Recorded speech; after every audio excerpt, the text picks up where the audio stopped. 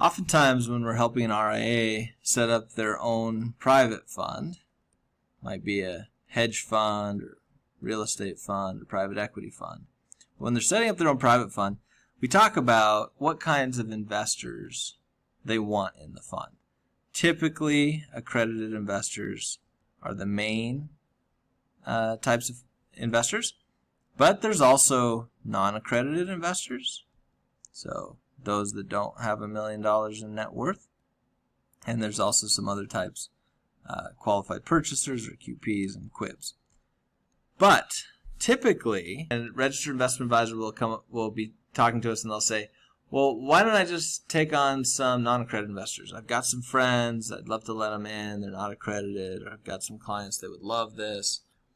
My answer to them every time is no. Don't take non-accredited investors. Non-accredited investors are suitable for mutual funds. If you take non-accredited investors into your private fund, usually that's just a little bit of money because they don't have as much as your other investors.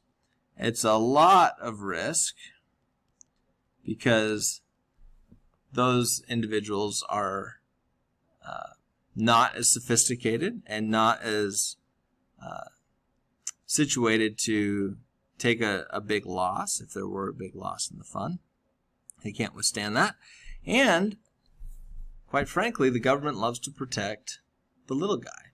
And so if the little guy thinks he or she got screwed over by the big bad private equity fund or hedge fund manager, guess whose side they're going to take? So you just don't want to allow non-accredited investors into your private fund.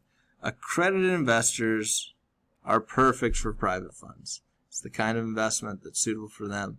I would highly encourage you to not lower your standard to non-accredited investors. Just so you know, you technically can take 35 non-accredited investors into a 3C1 private fund. Don't do it. It's not worth it. The disclosure requirements go way up. Like I said, the risk goes way up.